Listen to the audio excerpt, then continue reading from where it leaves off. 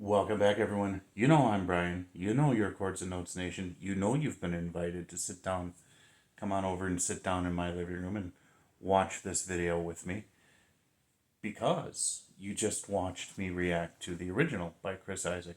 And if you haven't, I'd be honored if you go ahead and watch my reaction to the original.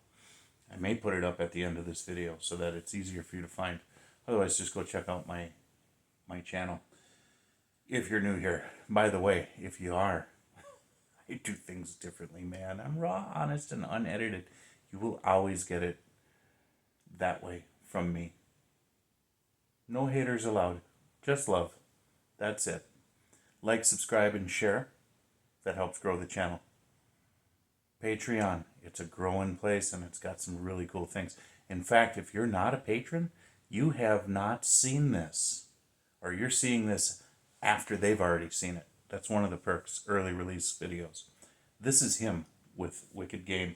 And this is off of, I don't remember the year, but I believe it was the Razor Blade Romance CD.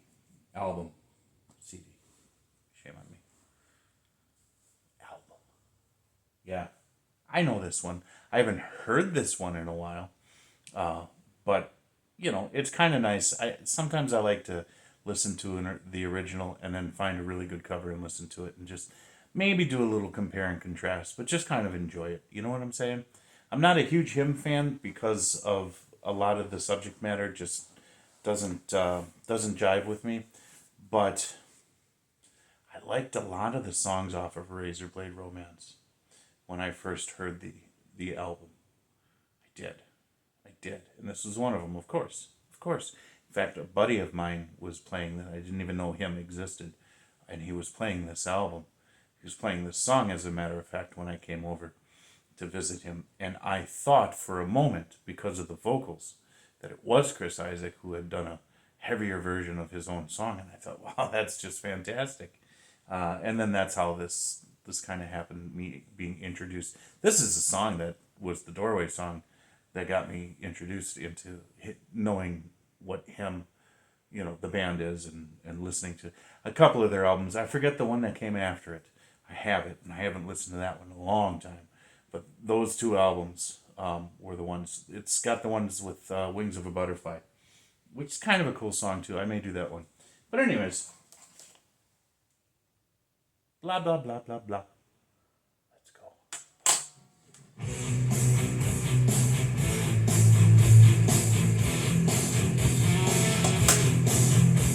Oh, did I fail to mention this is the official video? Could you tell?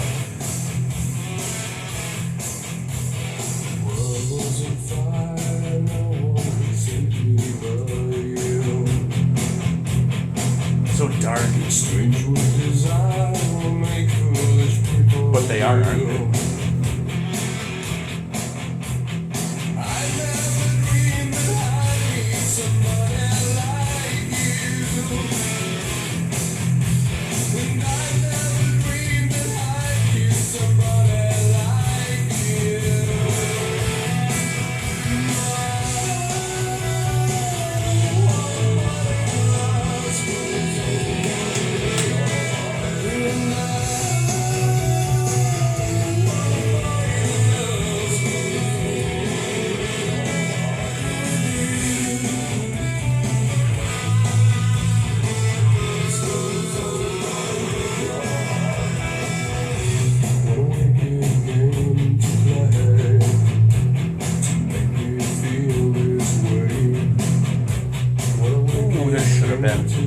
I missed it.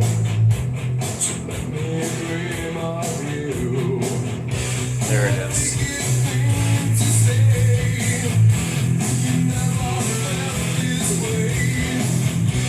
What a wicked.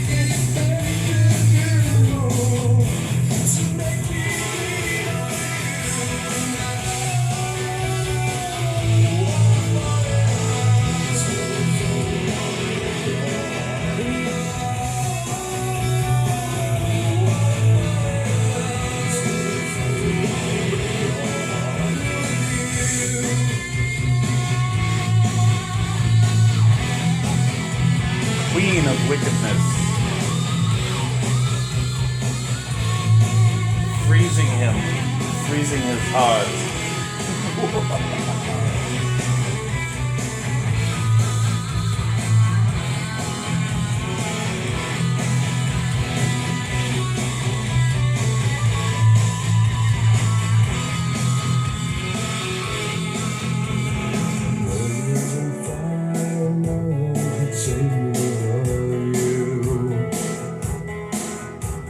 Strange what desire make foolish people do.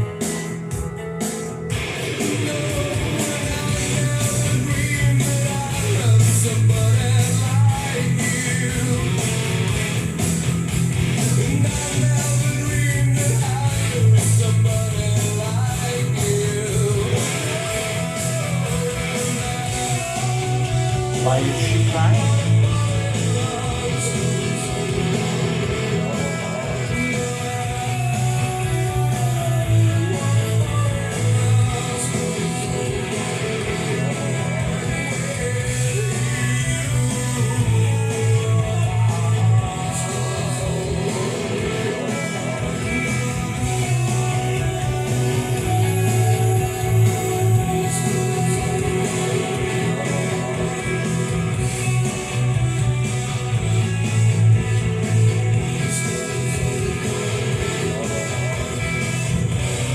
Nobody loves no one. Yeah. Yeah, that imagery, man. It's so dark and cold. And that kind of is like, what melancholy is, isn't it? And it is a melancholy song. And it's this bittersweet desire and love for somebody who's going to break your heart, who plays games with you and who leaves you abandoned. And this imagery of her being like this queen on a throne, queen of darkness, queen of wickedness. And then she's doing this, and all of a sudden it's snow and ice and it's cold, and I mean, it all is for effect, and it really does, I guess, amplify or maybe underscore the lyrics in a way, in a visual way that is, that can oftentimes take words to places. The music transports the message as well as the visuals, and it's all part of the greater creation, whether it's a cover or an original. It's all designed to amplify the message, amplify in this case, an emotional state of coldness, of darkness, of desire and longing. At the end, there she is, she's crying, but she's in white, in the innocence, and she's crying and she's mouthing, "Oh, this world is only going to break your heart." So there's this sort of duality where she's the wicked queen, but she's this beautiful, innocent woman at the same time. And, that's kind of it's kind of what people are, right? We are these walking contradictions. All these different layers to our personalities and all these different things that we do, that maybe we don't want to do, or maybe we the things that we should do, we don't do. All of that sort of stuff comes into play. And love is just this big old ball of what WTF, at times. But it's not always, that's not the only definition of it. But certainly it's a rocky road, and that's what makes love so desirable and undesirable at the same time, because you have to navigate two personalities, two people's needs and desires to be edified and validated, and you have to reach a higher state of existence between the two minds, so that you can form this bond where you're working in unison, not working against one another. And that's a journey. That really is a journey. And it fails. There are times it fails. There are times that it's extremely successful. But you have to work at it, just like anything else in life. You have to work at it. So, all right, that is all I have for this one, folks. Good version. Good version. God bless you. Jesus loves you. Remember Romans 8:28. I'll talk to you in the next video. Bye.